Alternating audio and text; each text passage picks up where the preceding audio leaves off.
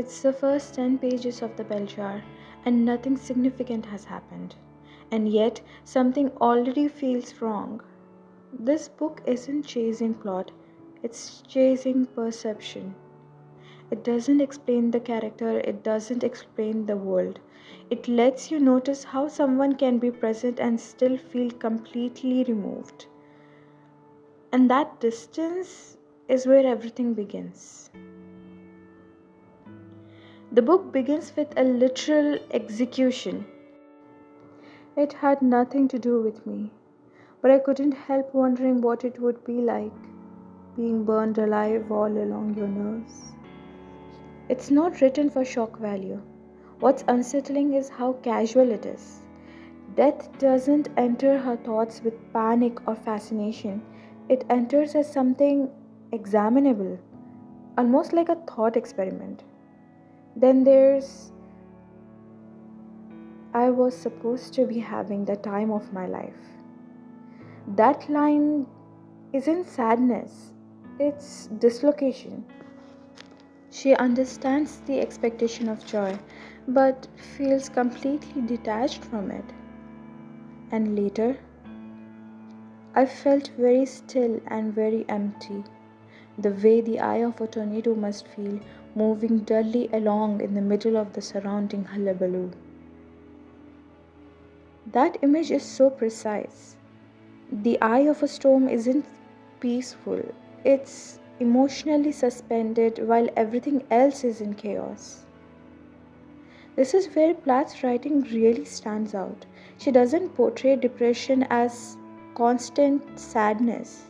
She shows it as numbness paired with hyper awareness. There's also this moment. I think he must have been smiling the whole time. It must have been natural for him, smiling like that. She can't understand why people smile naturally. Happiness feels performative, like something people put on. Now there are parts that need to be addressed critically. For example, I looked yellow as a Chinaman. That language is racist. It's uncomfortable and it shouldn't be softened or ignored. This isn't about canceling the book, it's about reading it honestly. Then we come to Doreen. The way Esther observes Doreen is fascinating. She is described almost as luminous, unreachable.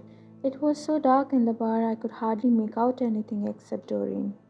With her white hair and white dress, she was so white she looked silver. I think she must have reflected the neons over the bar. I felt myself melting into the shadows, like the negative of a person I'd never seen before in my life.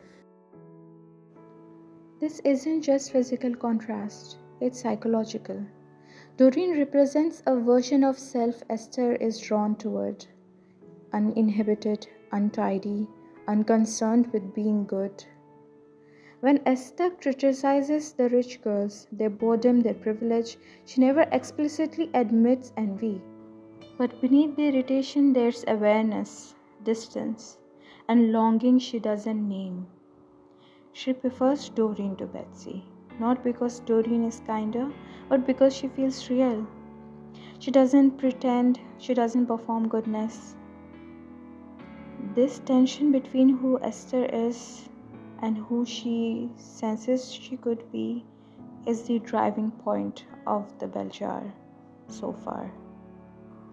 That was the first 10 pages of the bell jar, and I have to be honest, I'm not planning to continue reading it. The way Sylvia Plath writes about female depression is striking. She does it in a way that's so unusual in literature. But some of the language in the book is outright racist, and although it may be somewhat relevant to the time of the story, I simply cannot brush past it. Another detail that sits uneasily with me is about her own life.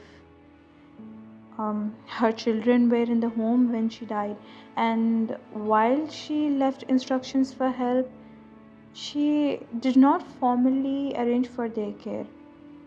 Maybe I wouldn't have projected my inhibitions onto her work if it were another book, but the fact that this is semi autobiographical makes it hard to separate the craft from the author. And for me personally, that affects whether I feel comfortable continuing. It's not about judging her, it's about recognizing what I'm comfortable engaging with. Books like this remind us that literature is more than story, it's perspective, and sometimes perspective can challenge us in ways we are not ready for. It makes us question, reflect, and feel even if we don't fully agree with the author. I would keep this book down, but that doesn't mean it's not worth reading. If you've read it or want to, I'd love to hear your thoughts.